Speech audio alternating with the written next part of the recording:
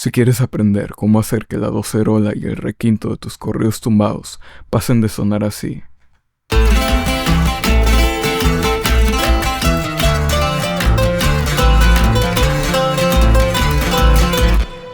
a sonar así,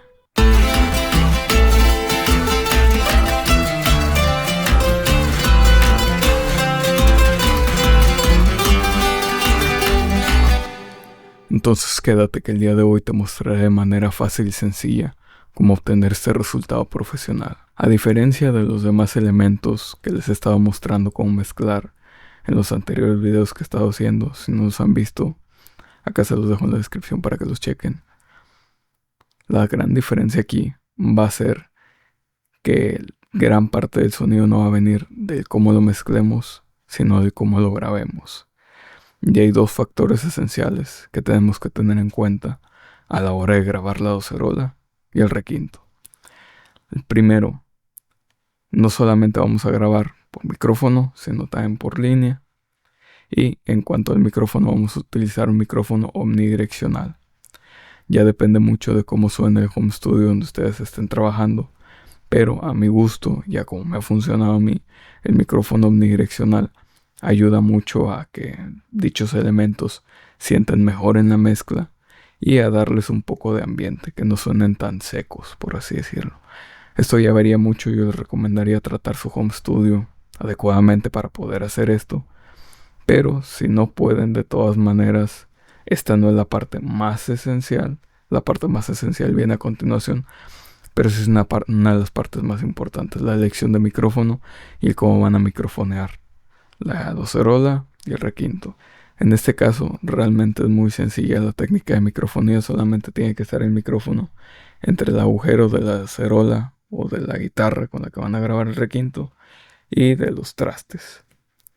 Como es omnidireccional, no importa tanto hacia dónde lo inclinemos.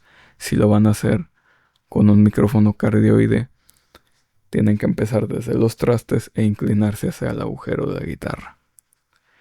De ahí, ahora sí viene lo más importante y lo que es esencial a la hora de grabar estos elementos, y eso es el double tracking.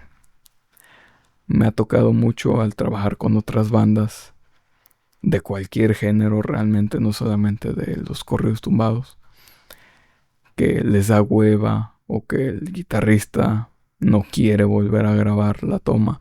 Incluso me ha pasado con otros elementos. Por ejemplo, en una sesión estábamos grabando un trombón para un corrido tumbado y el músico iba muy bien, estaba improvisando la parte, no estudió su parte.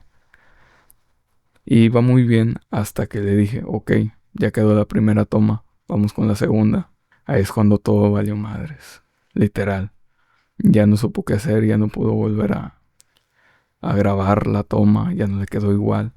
De hecho, llegó el punto donde yo honestamente me fastidié y le dije al cliente que ni modo lo íbamos a hacer de manera artificial, porque hay forma de hacer el double tracking de manera artificial, pero obviamente no es lo mismo, no es la misma calidad. Yo no se lo recomiendo, eso es solamente para el caso de una emergencia, y solamente para una emergencia como en este caso.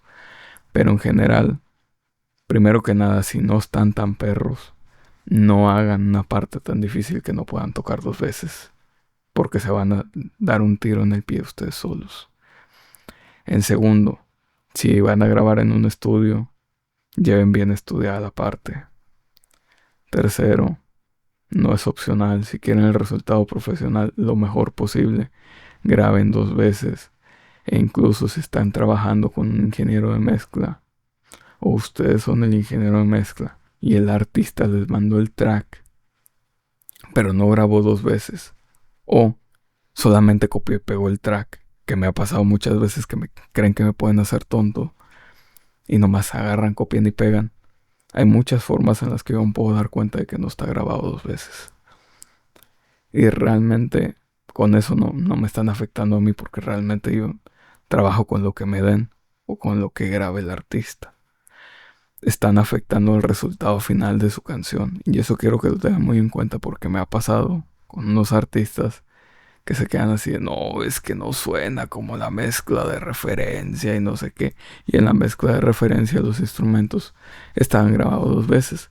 ¿Qué pasa? Que la mayoría de artistas no suelen prestar mucha atención a estas partes de la producción, aparte de que normalmente los ingenieros de mezcla lo que hacen es, hay un, depende del DAW que estés utilizando, se los voy a mostrar aquí. Hay un plugin o una función del DAW que lo que hace es alinear el audio para que quede lo más similar posible. Y de ese modo no se nota tanto que fue grabado 2 veces. Aquí lo que queremos de grabar 2 veces es hacer no solo que suene un poco más fuerte, sino darle más riqueza. Y si se ponen a pensar, es lo mismo que cuando tienes varios músicos tocando lo mismo en un conjunto. No solamente de, vamos a decir, recorridos, incluso si nos vamos más atrás, ¿por qué creen que las orquestas tienen un montón de elementos que tocaban lo mismo? En parte era porque no existían los micrófonos y necesitabas que sonaran más fuerte, pero aparte la riqueza que da el tener muchos instrumentos tocando al mismo tiempo. ¿Para qué creen que se hicieron los coros si podría cantar un artista solo? Y es lo mismo realmente, pruébenlo. Se van a dar cuenta de que no pierden nada, solo un poco de tiempo a lo mejor. Pero es mucho lo que ganan. Y realmente este es el gran truco. Si se dan cuenta, ahorita les voy a mostrar el ejemplo. Esto es grabado una sola vez.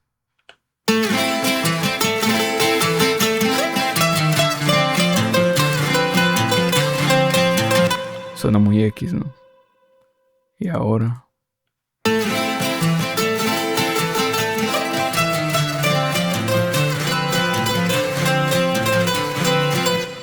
es un cambiazo y en la mezcla obviamente va a hacer más diferencia. Ahora, teniendo en cuenta ya la gran importancia de grabar 2 veces la misma toma en estos casos, simplemente lo que hago yo en cuanto a mezcla es muy sencillo. Como en todos los demás elementos que les he estado mostrando, uso una emulación de consola analógica, en este caso una API. Le doy un poco de agudos en la región de 12 kHz. También un poco de medios en 3 kHz.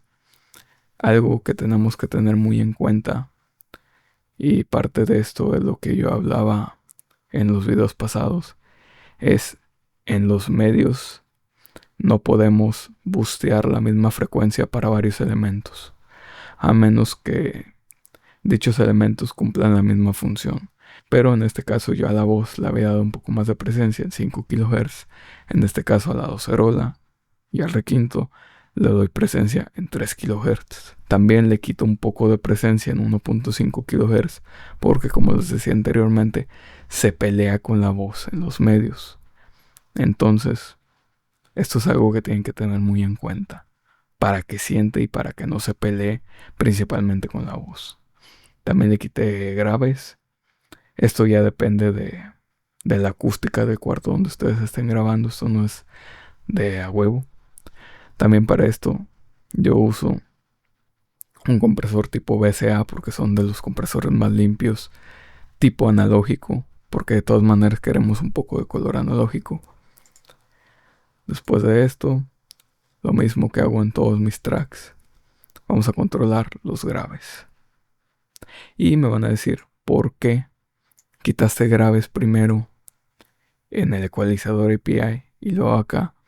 Porque en el API vamos a suponer que estaba haciendo esto.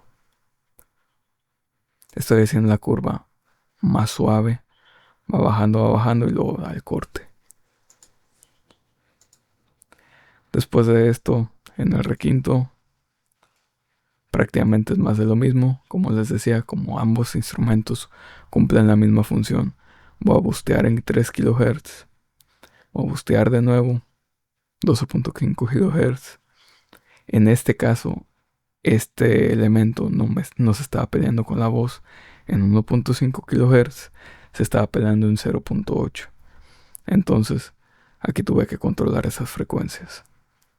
Y en este caso yo le añadí graves. Aquí también le estoy quitando graves a la docerola.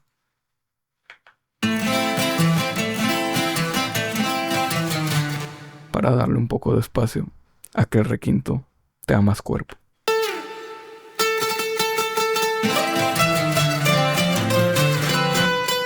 Precisamente como les decía anteriormente, para que no se estén peleando por el mismo espacio en la mezcla. Aparte de que es mucho más importante al requinto darle ese cuerpo en los graves que a la docerola, ya que de todas maneras quien se está encargando de toda la presencia en los graves es el bajo.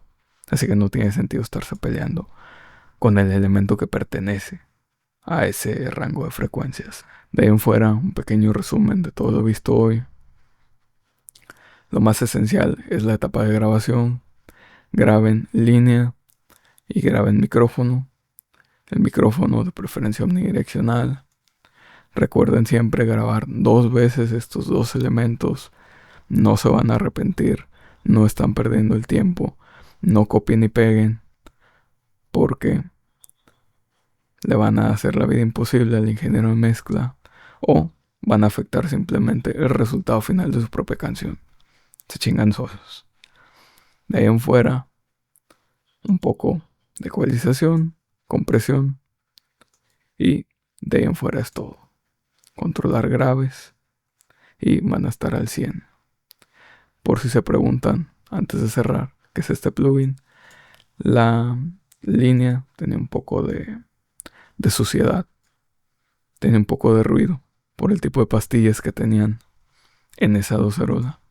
Entonces lo que hice es limpiar eso. Realmente este plugin solamente está limpiando. Si ustedes no tienen ese problema, no lo necesitan. Así que, sin más que decir, nos vemos en la próxima.